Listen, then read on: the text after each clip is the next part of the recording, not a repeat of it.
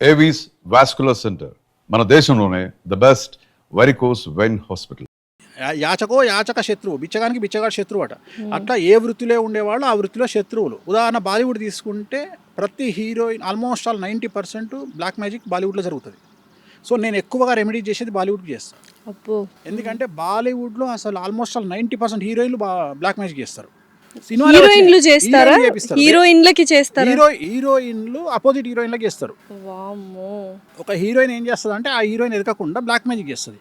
సిరీస్లే వచ్చినాయి కదా, రాజ్ 1, 2, 3 అవును, మొత్తం వాటి మీద లాస్ట్ నీళ్ళతో ప్రయోగం చేస్తారు, ఒక నీటితో ప్రయోగం చేస్తారు. సో నేను అనేది అదే చెప్తున్నా. సో బాలీవుడ్లో మొత్తం బ్లాక్ మ్యాజిక్ ఎక్కువ ఉంటుంది, విపరీతమైన బ్లాక్ మ్యాజిక్ ఉంటుంది బాలీవుడ్లో, అసలు భయంకరంగా ఉంటుంది. సో అక్కడ బ్లాక్ మ్యాజిక్ చేయించుకున్న వాళ్ళందరూ నా దగ్గరకు వస్తారు తీయించుకోవడానికి. చాలా వరకు ఏమనుకుంటారంటే వేణుస్వామి తెలుగు స్టేట్స్, నేను ఎక్కువ తెలుగు స్టేట్స్ కంటే సెలబ్రిటీలు నా దగ్గరకు వచ్చేది కర్ణాటక, తమిళనాడు, ఉత్తరప్రదేశ్ అండ్ బాంబే. సో ఇతర రాష్ట్రాల నుండి ఎక్కువగా నా దగ్గరకు వచ్చేవాళ్ళు నా దగ్గర చాలా ఎక్కువ వస్తారు. తెలుగు వాళ్ళు సెలబ్రిటీలు చాలా తక్కువ. అంటే సెలబ్రిటీలో కొంతమంది భయం ఏముంటుంది అంటే, కొంతమంది చేసే ఆడావిడి వల్ల వేణుస్వామి దగ్గరికి పోతే మనల్ని ఎవరైనా చూస్తాడేమో, అంటే రాంగ్ రెప్యుటేషన్ వచ్చేసింది అని భయపడుతుంటారా, బాధపడుతుంటారా ఎప్పుడైనా? అలా ఏముండదు. ఏం లేదమ్మా, నేను అసలు అదే చెప్తున్నా, నేను పట్టించుకోనవన్నీ. నేను అసలు ఇప్పుడు నేను ఒకటే నమ్ముతా. నేను ఎట్లా నమ్ముతా అంటే, ఇప్పుడు నేను ఉదాహరణ, నేను మా అమ్మను ఒక హాస్పిటల్కి తీసుకుపోతున్నా లోపలికి. మా అమ్మ కండిషన్ సీరియస్గా ఉంది, హాస్పిటల్ తీసుకుపోతున్నా. నేను తీసుకుపోయేటప్పుడు పక్కన డెడ్ బాడీ మీద ముసుగు కప్పి తీసుకొస్తారు బయటికి.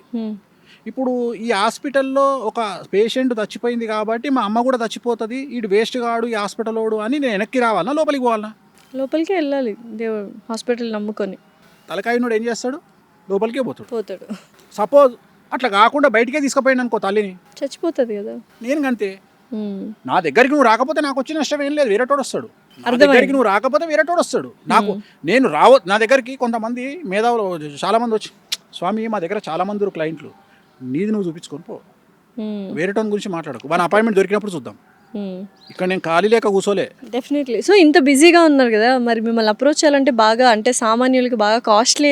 ఏం లేదు, సెలబ్రిటీ తెలుగు స్టేట్స్ లో అతి తక్కువ రెమ్యునరేషన్ తీసుకునేవాడిని నేను ఒక్కనే. జాతకానికి 6,000. నువ్వు నమ్ముతావా? మన దగ్గర 50,000 స్టార్టింగ్, మన దగ్గర 50,000 తెలుగు స్టేట్స్లో. రెండవది 30,000, మూడవది 16,000 ఆస్ట్రాలజర్స్. మీరు మాత్రం 6,000 తీసుకుంటా మనిషికి. Last time 2 years back interview చేసినప్పుడు కూడా ఇదే నంబర్ చెప్పారు. ఇప్పుడు కూడా అదే చెప్తున్నా. ఎంత కాల్స్ కూడా వచ్చాయి, నేను చెప్పించుకోవాలి, నంబర్ వేసి ఉంటాం కదా ఫర్ లాస్ట్ ఇయర్ ఇంటర్వ్యూస్. ఇప్పుడు కూడా నీకు అదే చెప్తున్నా, నేను 6,000 రూపాయలు తీసుకుంటా, మీరు చెక్ చేసుకోండి. నాది 4th కింది నుండి పైన 50,000 తీసుకునేవాడు ఉన్నాడు, 30,000 తీసుకునేవాడు ఉన్నాడు, 16,000 తీసుకునేవాడు ఉన్నాడు. నేను 6,000 తీసుకుంటున్నా. కానీ నా బిల్డప్ జనాల్లో ఎట్లా ఫీల్ అవుతారంటే, వేణుస్వామి 1,00,000 రూపాయలు తీసుకుంటాడు అన్నట్టు సీన్ క్రియేట్ అయింది. నేను తీసుకోను, నేను 6,000 తీసుకుంటా. రెండోది, అవసరమైతేనే పూజ రాస్తా. సాధ్యమైనంత వరకు నేను రాసే పూజలు కాళహస్తి, త్రయంబకేశ్వరు, లేకపోతే తిరునల్లారు, కామాఖ్య, ఇవే ఉంటాయి. నేను చేయాలి అంటే నిజంగానే నీకు అంత సీన్ ఉండి నువ్వు దాన్ని పెట్టుకోగలిగిన స్థాయి నీకు ఉంటేనే. ఉదాహరణ, నీ దగ్గర ఒక 100 కోట్లు ఉంటే నేను ఒక 5 లక్షల పూజ రాస్తా, నీ దగ్గర ఒక 10 కోట్లు ఉంటే నేను ఒక 5 లక్షల పూజ రాస్తా. అంత లేని వాళ్ళు ఎలా సార్? దానికి తగ్గట్టుగానే చేస్తాను. అందుకనే లేని వాళ్ళకు అందుబాటులో ఉండే పూజలే చెప్తా.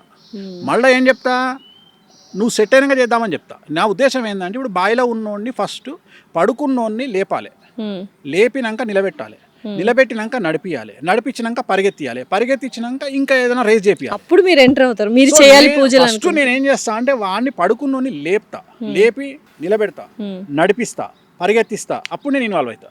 నా మెంటాలిటీ ఇది. డైరెక్ట్గా పడుకున్నోడిని నువ్వు ఉరుకురా అని చెప్పా.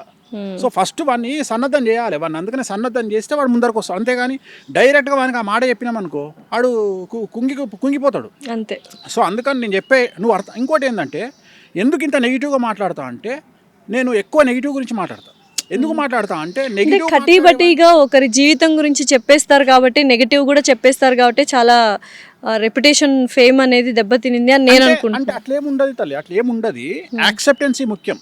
ఇప్పుడు డాక్టర్ దగ్గరికి పోయినాం, క్యాన్సర్ సిమ్టమ్స్తో పోయినాం, క్యాన్సర్ రావద్దు అని కోరుకోవాలి తప్ప డాక్టర్ క్యాన్సర్ లేదు అని చెప్పాలని కోరుకోవద్దు. క్యాన్సర్ ఉంది అంటే తిట్టుకుంటాం మనం, అదే జరుగుతుంది. ఏంటంటే క్యాన్సర్ ఉన్న తర్వాత ఎలా బ్రతకాలి, ఎలా ఫేస్ చేయాలి అనేది డిస్కషన్ చేయాలనేది నా బాధ్యత, నా పద్ధతి. సో చాలా మంది ఏం చేస్తారంటే, క్యాన్సర్ వచ్చినా క్యాన్సర్ లేదు అని చెప్తారు. నేను ఆ టైపు కాదు. నేను సిమ్టమ్స్ని బట్టి జాతకాన్ని బట్టి నీకు క్యాన్సర్ వస్తుంది అని చెప్తా. ఓకే. నేను చెప్పి దానికి సంబంధించిన రెమెడీ కూడా చేపిస్తున్నా.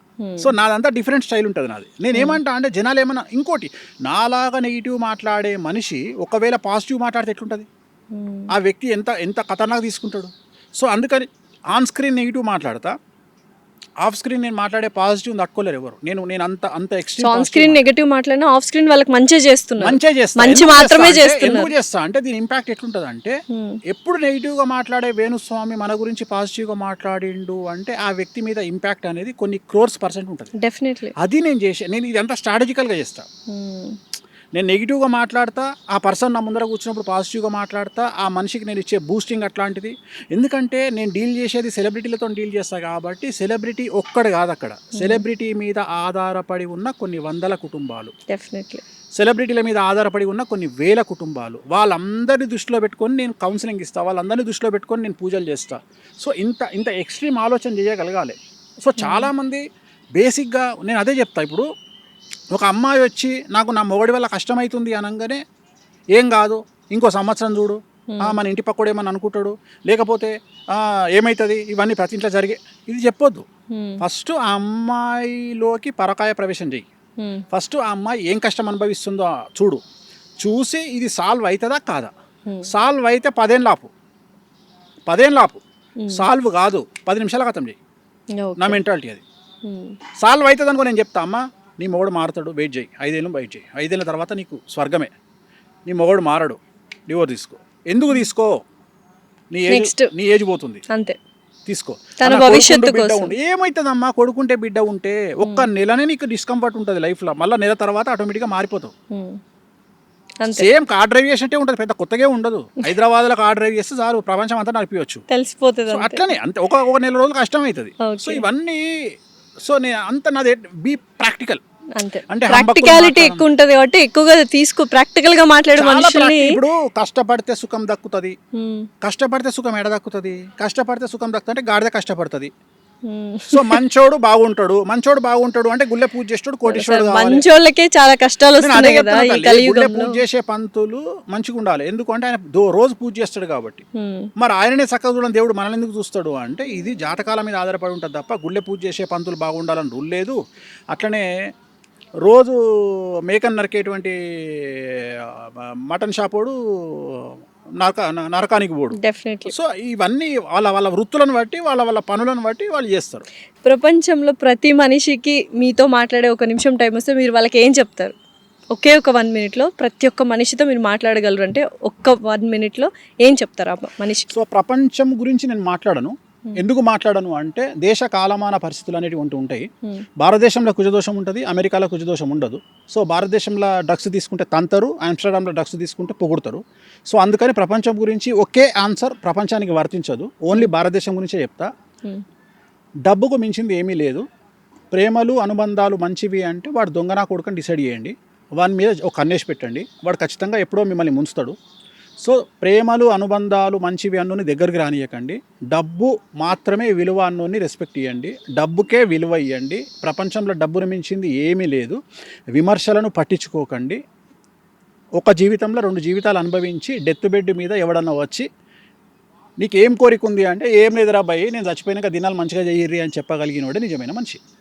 Super, thank you so much Venu Swamy గారు. ఎన్నో విషయాలు అంటే ప్రాక్టికాలిటీకి దగ్గరున్న రియాలిటీ, హార్ష్ వర్డ్స్ అయినా నిజాలు చేదుగానే ఉంటాయి అన్నట్టు చాలా నిక్కచ్చిగా మాట్లాడారు.